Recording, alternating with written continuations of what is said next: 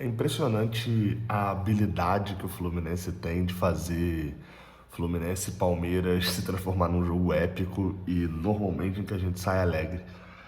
É bom sair alegre de mais um Fluminense e Palmeiras, cara. A gente estava precisando de um jogo desse tamanho, a gente estava precisando de um jogo desse, a gente estava precisando de uma vitória dessa. Não dá para tirar praticamente nada desse jogo dessa quarta-feira. Eu sou Gabriel Amaral, essa daqui é a análise pocket de Fluminense e Palmeiras, jogo marcado pela vitória do Fluminense no Maracanã. Deixa um like aqui embaixo se você gostar desse vídeo, se inscreve aqui no Raiz Tricolor e vamos embora, cara. Para começar, a gente abre falando aqui já do momento do Fluminense, da situação, porque eu falei que o Fluminense precisava muito disso tudo. O Fluminense precisava de um jogo com o estádio cheio. A média de público do Fluminense não estava altíssima, não era uma média de público que estava gigantesca até agora no Campeonato Brasileiro. Era uma média de público honesta. Era uma média de público que tinha ali a sua quantidade interessante, uma das maiores, mas que não tinha nada de destacável. E os dois jogos com o Mano Menezes, os dois jogos da promoção de ingressos contra o Internacional e contra Palmeiras, mostraram um pouco, principalmente o do Internacional, né, que teve a promoção, mostraram um pouco o tamanho da parada mostraram para esse time que, olha só, a galera abraçou vocês, a galera acreditou em vocês e de início vocês acharam que vocês estavam lá por cima da carne seca.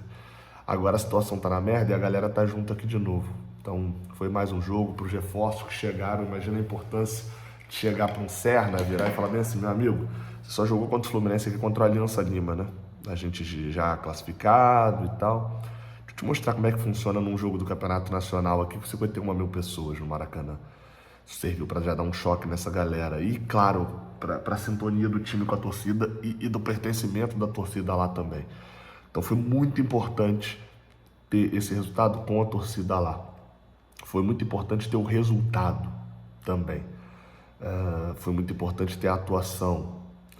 E eu vou falar do resultado, eu vou falar da atuação primeiro aqui, porque o Fluminense foi melhor do que o Palmeiras do início ao fim, cara.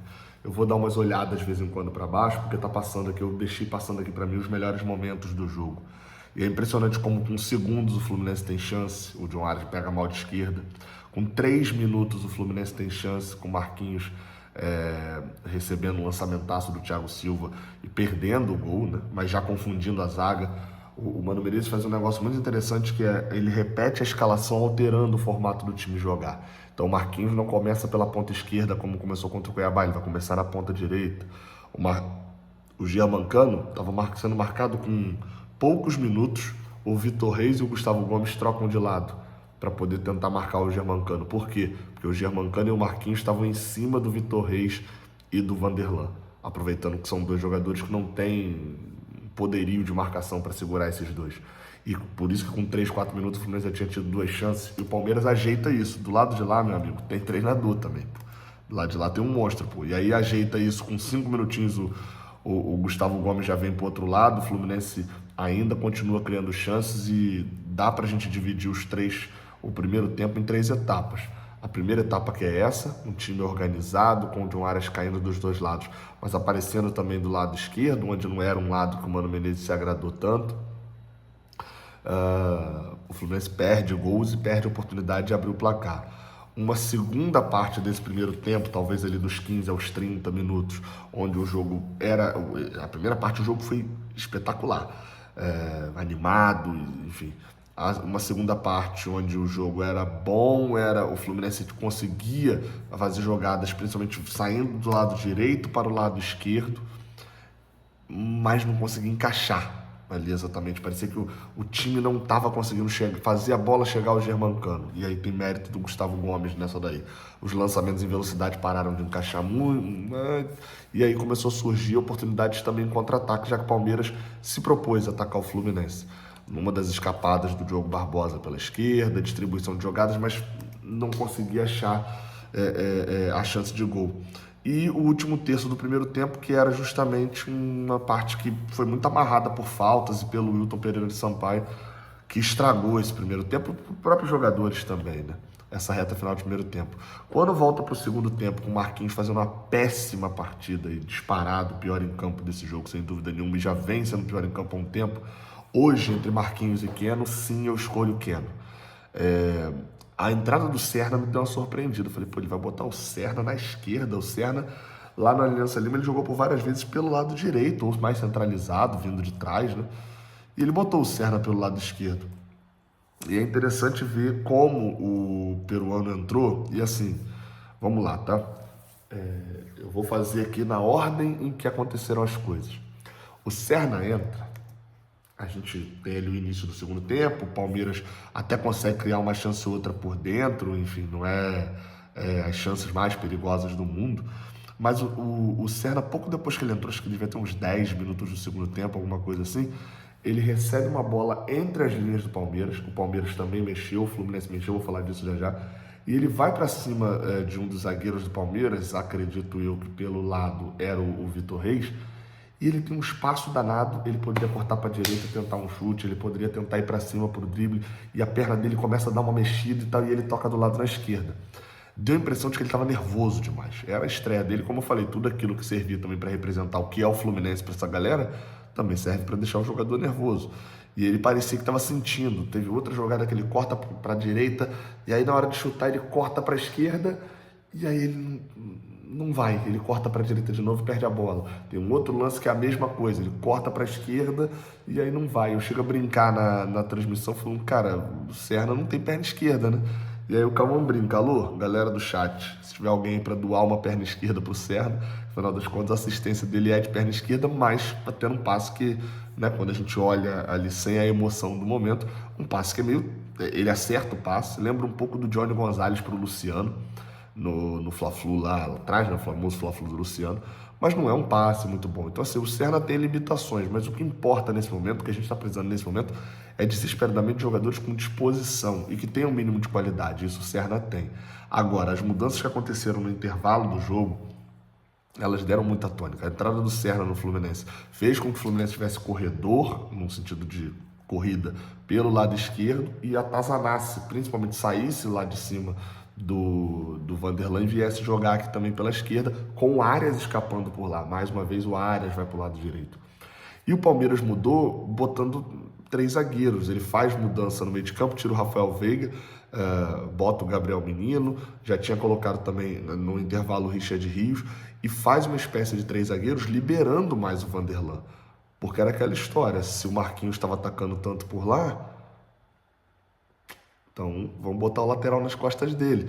E bota o Marcos Rocha para a zaga. Então fica Marcos Rocha, Vitor Reis e Gustavo Gomes com o Vanderlan na linha de meio de campo e recua um pouquinho o Dudu. Então o Palmeiras fica numa espécie de 3-6-1 ou 3-4-3, já que adiantava também um pouco o Felipe Anderson pela esquerda. E aí o jogo, logo depois, o Fluminense volta melhor, começa melhor o segundo tempo, o Abel Ferreira percebe isso, ele não estava no banco, mas ele percebe isso, bota o Rony, por quê? E o Mano Menezes fala muito bem disso na coletiva, novamente, vejam as coletivas do Mano Menezes. Tem ela inteirinha aqui no pós-jogo, aqui no Raiz Tricolor. O Mano Menezes fala, é um jogo de risco. Os caras vão te atacar, então você sabe que os caras vão te atacar, então você tem que atacar também.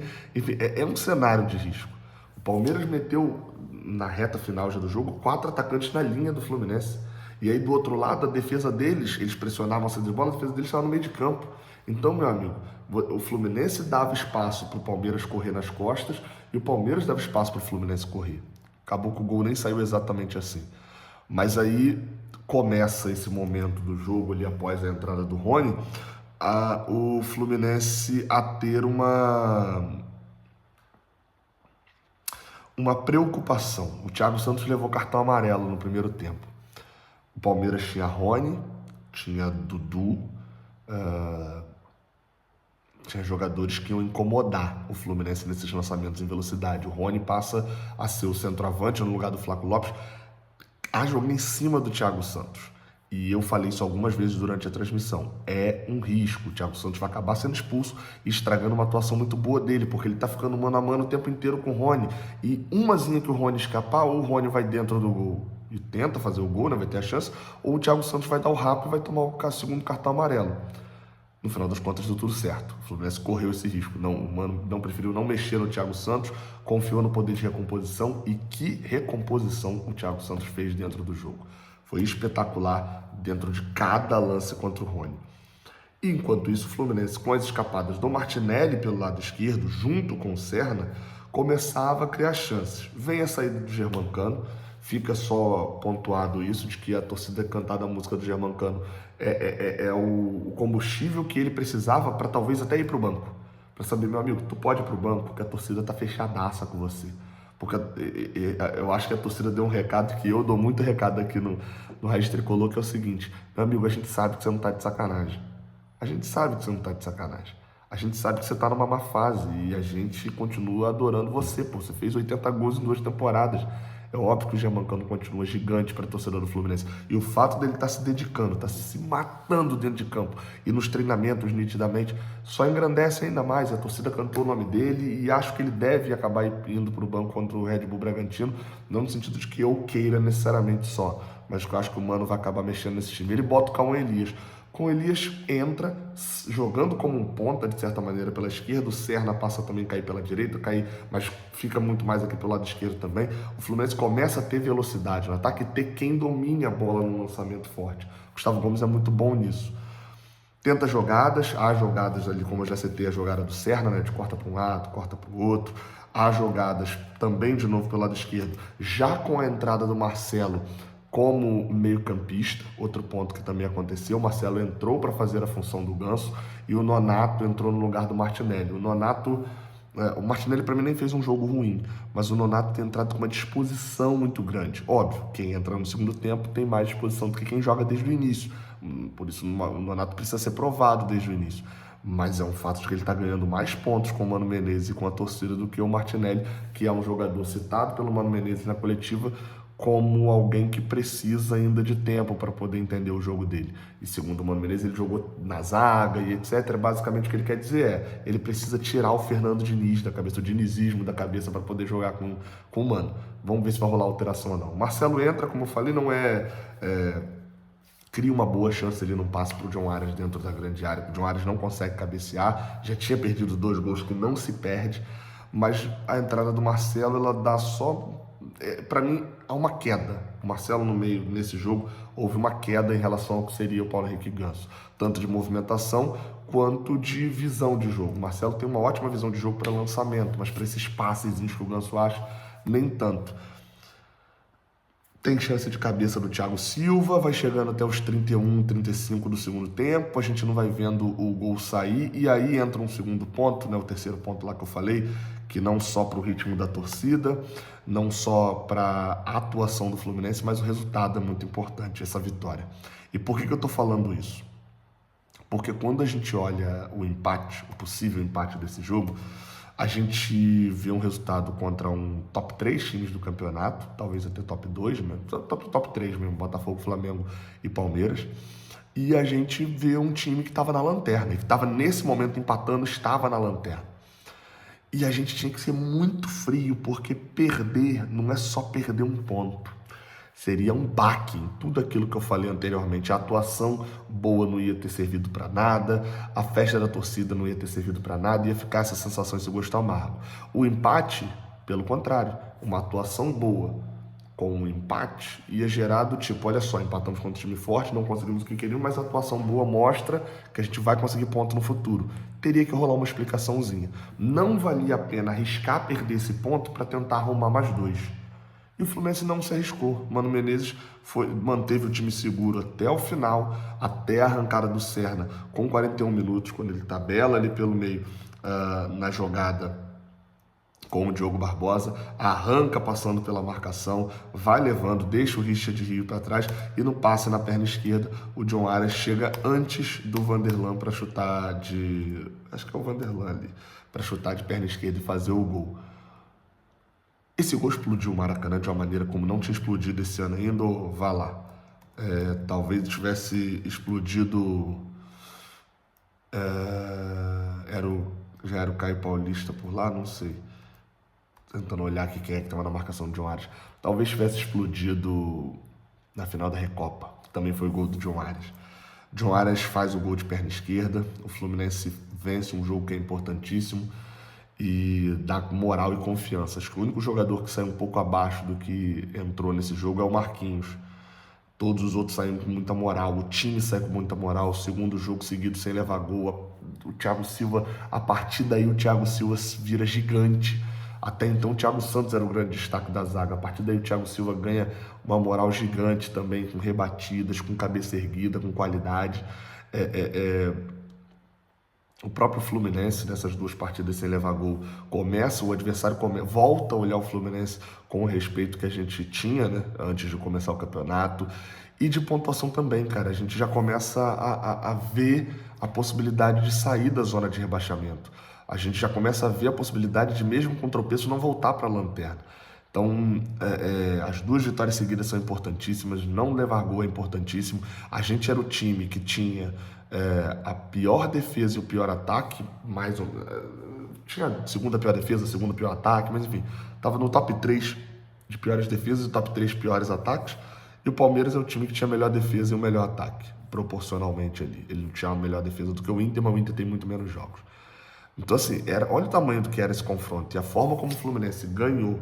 Fez uma atuação onde o Fábio praticamente não trabalhou. Quantas vezes eu vim pra cá na análise pocket após os jogos e falava, meu Deus do céu, se não fosse o Fábio, cara, a gente tava muito ferrado. E o Fábio praticamente não trabalha nesse jogo contra o Palmeiras. É nítida a evolução que o Fluminense fez. É nítida as mudanças de rota que o Mano Menezes tem pegado, e algumas talvez precavidas demais, algumas ele tá dando um voltão para poder não pegar um retorno que é meio perigoso. Algumas, óbvio, a gente ainda nem concordou tanto, mas é fato de que o Mano Menezes tem entregue duas coisas que o Fluminense precisava muito nesse momento, urgentemente: estabilidade e resultados, e elas duas andam juntinhas. E hoje contra o Palmeiras entregou também atuação, desempenho, evolução de time. Vai ganhar contra o Red Bull? Sei lá, cara, sei lá. O futebol é uma maluquice. Provavelmente o Fluminense vai perder jogo até o final do campeonato. Provavelmente o Fluminense a gente vai se irritar alguma vez. É fato, não tem como, porque o campeonato não se faz só de vitórias. Mas o Fluminense hoje encaminha para um lado onde a raiva não vai ser mais o fator dominante. Que vitória grande e importante dentro do Maracanã. Deixa o like aqui embaixo, se inscreve aqui no canal, tamo junto, até a próxima, valeu!